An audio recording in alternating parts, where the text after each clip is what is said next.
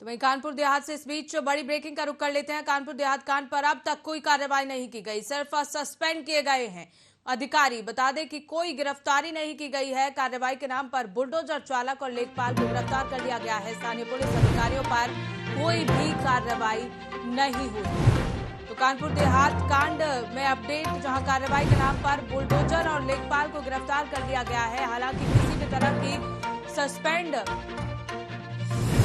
तरह का सस्पेंड वहां नहीं देखा गया। दोषी बड़े अफसरों पर भी कोई कार्रवाई नहीं हुई है। पीड़ितों को मुआवजा और इंसाफ अभी नहीं मिला। दोषी बड़े अफसरों पर अभी तक कोई कार्रवाई नहीं।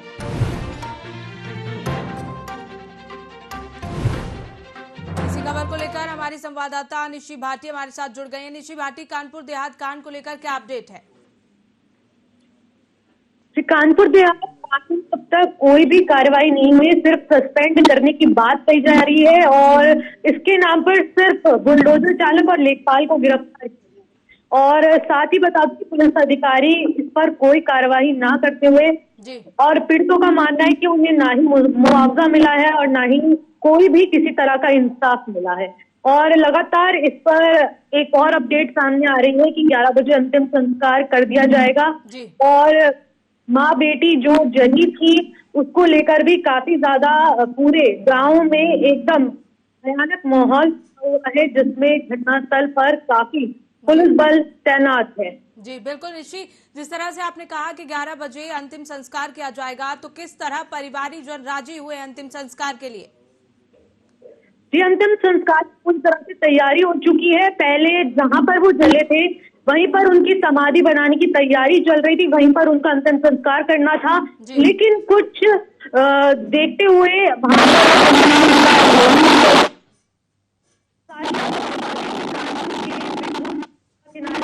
ये अंतिम संस्कार किया जाएगा घर वालों के साथ और पुलिस प्रशासन की टीम के सामने दोनों जलकर उनकी मौत हुई थी, जिसके बाद अब खासकर वहां के आसपास के इलाके में काफी ज्यादा गुस्सा देखा गया है। बिल्कुल, पुलिस प्रशासन का इस पर क्या कहना है निशी? जी, पुलिस प्रशासन इस वक्त मौन खड़ा हुआ है और गांव के दोनों रास्तों पर पुलिस बैरियर के साथ खड़ा हुआ है। इस घटना पर प्रदेश की राजनीति भी साथ ही साथ गर्म हो चुकी है और विपक्षी दल बाबा के बुलडोजर को जानलेवा बता रहे हैं।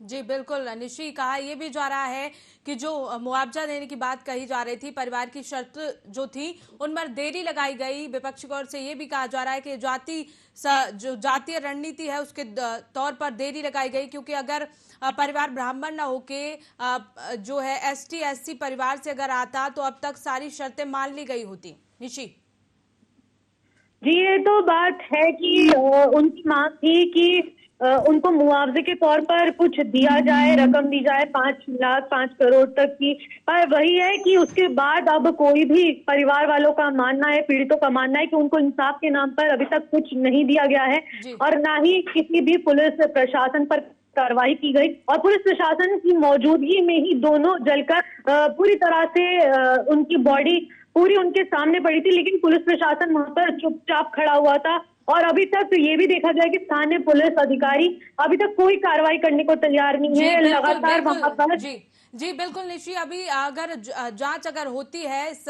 हत्याकांड को लेकर, इस कानपुर देहात कांड को लेकर, तो बहुत सारे ऐसे तथ्य हैं जो निकलकर सामने आएंगे। आप अपनी नजर बनाए रखिएगा निशी। बहुत बहुत शुक्रिया हमारे साथ जुड़ने के लिए।